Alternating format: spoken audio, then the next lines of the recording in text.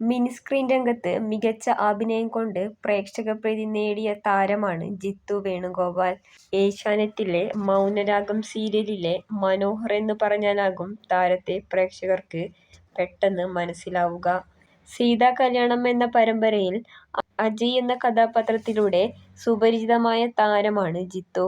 നായകനായും വില്ലനായും മികച്ച പ്രകടനമാണ് താരം കാഴ്ചവെക്കുന്നത്.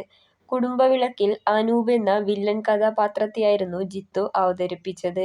ചന്ദനമഴ സീരിയലിലും ജിത്തു ഒരു പ്രധാന കഥാപാത്രത്തെ അവതരിപ്പിച്ചിട്ടുണ്ട്. നിലവിൽ മൗനരാഗം സീരിയലിൽ ഒരു നെഗറ്റീവ് ഷെയ്ഡുള്ള കഥാപാത്രത്തെയാണ് താരം അവതരിപ്പിക്കുന്നത്.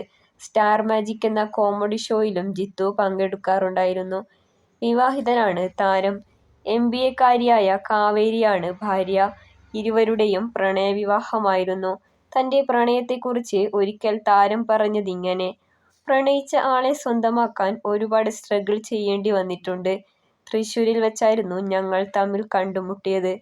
ആദ്യം താനൊരു നടനാണെന്ന് അവൾക്ക് അറിയില്ലായിരുന്നു. തന്റെ ഇഷ്ടം കാവേരിയോട് നേരിട്ട് പറഞ്ഞപ്പോൾ അവൾക്ക് എതിർപ്പൊന്നും ഉണ്ടായിരുന്നില്ല. പഠനം പൂർത്തിയാക്കിയതിനു ശേഷം വിവാഹം മതിയെന്നാണ് അവൾ പറഞ്ഞത്.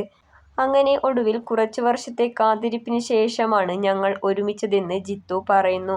കല്യാണത്തോടനുബന്ധിച്ച് ഇരുവരും നടത്തിയ സേവ് ദ ഡേറ്റ് ചിത്രങ്ങളും വീഡിയോകളും ഏറെ വൈറലായി മാറിയിരുന്നു.